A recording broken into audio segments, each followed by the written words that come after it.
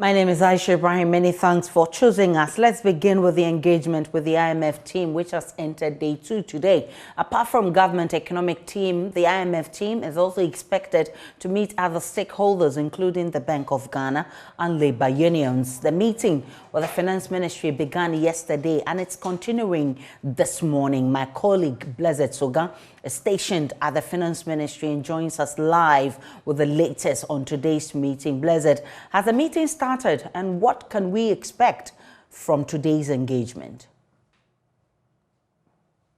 Aisha, so as you can see right from the background, this is where we are today, the Ministry of Finance, where we are expecting that the delegation from the International Monetary Fund would, as part of their engagements, continue meetings with officials of the ministry this morning. Yesterday, upon arrival, per the schedule that JoyNews has intercepted, we know that, for instance, the Office of the Vice President was engaged as part of the preparatory meetings for today's main agenda.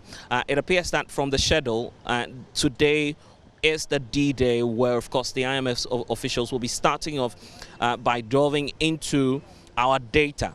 So they're starting off, first of all, with the issues of data reconciliation by, first of all, understanding our economic outlook. Once they have a firm grasp of what it is that's on our books, then from there, we're setting that, of course, the team can then go on and engage other stakeholders before that final plan from the ministry in terms of the letter of intent from the government of Ghana is released. I'll just take you through briefly what we know may happen today.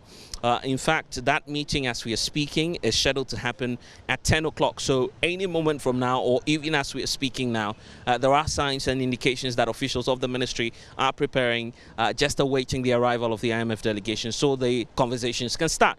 It appears that top on that agenda is the first of all the issue of our economic outlook. The IMF team, per the schedule that we have, will be interested in knowing what the government projections are and what strictly the targets are for our government, and then move into the area of our expenditure. It appears that that's a key concern for the IMF team, a reason for which obviously the government is turning to the IMF. So they'll start off by assessing some of the revenue measures and expenditure cut measures that we're taking just by ourselves as we roll along to this austerity measure. So the government policy of a 30% cut in public expenditure is where they're starting off from to assess if indeed the officials of the ministry were able to enforce that across all of the public institutions. You know that that directive was given by the finance minister a couple of months back. Obviously, the IMF team will want to look into that and then assess if indeed these expenditure cut measures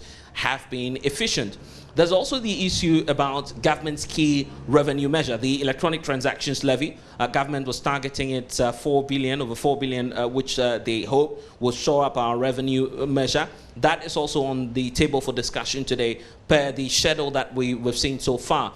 That meeting will be extensive, so it will be happening between a 2-hour period. So the expectation is that that revenue measure of the e-levy will be assessed by the IMF team. They'll be assessing that because government is obviously seeking to rake in some revenue from that revenue measure. As the money research, for instance, is pointing out already, government was not able to meet that revenue target. As we learning from that research work, about 83% of Ghanaians have changed their attitude towards the transactions online and electronically. So that would definitely mean that government may have some difficulties in terms of making a case for the e-levy as a sustainable means of raking in revenue. But we never know what the outcome will be. We're still on the lookout for that. And then next as well on the agenda will be the issue of some critical key sectors where government normally rakes in significant amounts of forex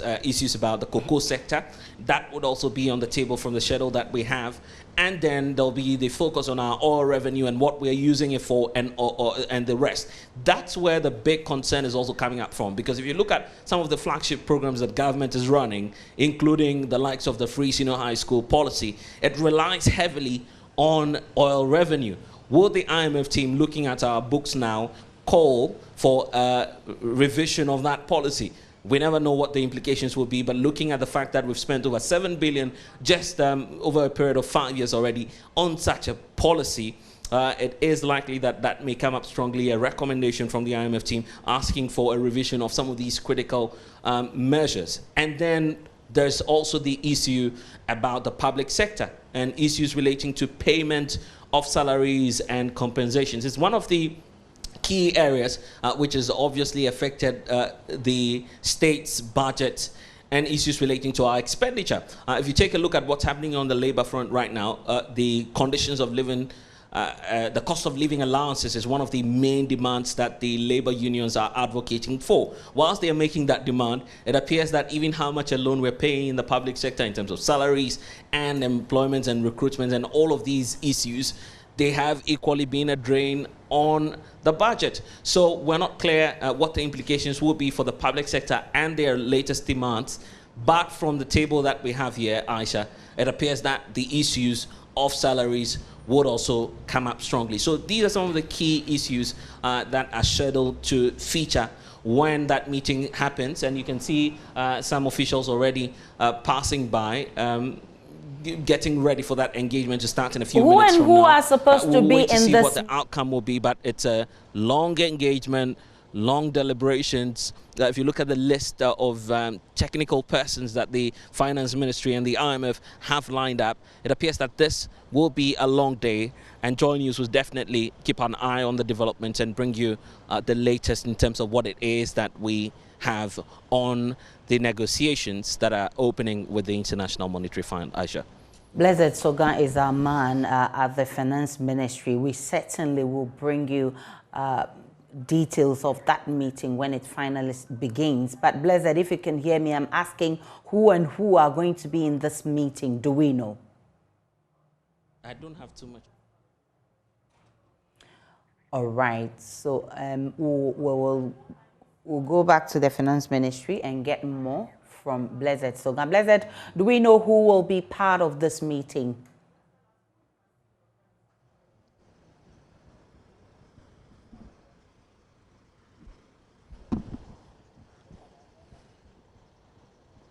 Well, so Aisha, the point is really, you know that this IMF deliberation has got to do much more with top officials. It's a matter of policy and ensuring that Ghana sails through and gets whatever it is that we're seeking to get from the International Monetary Fund. So you'd expect that very top officials, supported by a strong team of technical personnel here at the Ministry of Finance, would have to support in the negotiations as they open. It's been a solemn morning, I must say, here at the Ministry of Finance, because obviously you would expect that a lot of brains will go into the key demands and the letter of intent that government wants to put across to the IMF team. So in terms of the main officials that will be doing that deliberation, there are no clear signs as of now, but we are setting that, of course, that team would be led by the officials from the Ministry of Finance. There are signs that some of their directors have already reported when we arrived, giving a clear indication that paperworks are flying all over the place, and there's a lot of coordination that is happening just to ensure that Ghana also derives the maximum benefit it wants from this austerity plan. Because mind you, if it fails, as we're being told by the government officials and the information minister on probe over the weekend, then it will mean that there will be dire consequences for our economy. As he pointed out, the reserves are down, which means that government would want to do whatever it can to ensure that they show up our revenue measure. And that's why, if you look at the schedule that we have, the key issues that are featuring appear to delve much more on government expenditure measures and revenue measures as well. What's draining us and how we're showing up to make sure that we make up for that as well. So the 30% cut, as I referred to, is the first item on that deliberation. The issue about ensuring that we don't have wastage in the public sector, that's what the first and the opening talks will be about. It's sealed there and it's in order, as we can tell you and report to you that it's definitely going to feature looking at how the public sector also cuts down on its costs. And then the next concern will be about our revenue measure so far, which has got to do obviously with the electronic transactions levy, which government is basing its hopes on. If nothing is able to come out for that from that engagement in terms of the revenue measure, obviously expenditure may be more affected. It goes without saying, because obviously the IMF team would want to ensure that our program yields the maximum revenue measures that will support our economy. So these are some of the issues that we're on the lookout for. Very soon, I'm sure that the delegation would arrive as we have it. It's supposed to start at 10. Last for about 2 hours for the first session, and there's also expected to be another round of negotiations. It appears that a lot will be happening in the coming days. It's not just a straightforward talk with the IMF, which would end us up on the austerity plan. It appears that there's going to be a long series of engagements, as we understand, being led by Carlos Sladovic, who's obviously the country team leading the engagements with the International Monetary Fund. So we are on the lookout for that, on the lookout for the team to arrive here at the Finance Ministry, and then we'll give you some updates. No signs of the Finance Minister himself yet. He may be obviously crossing the T's and dotting the I's ahead of that crucial engagement. So we'll definitely bring you up to speed with what it is that we have now. But we can't confirm to you that today, day 2 of the negotiations proper would open. And of course, some of the issues that will be considered will involve government's expenditure measures and revenue measures as well.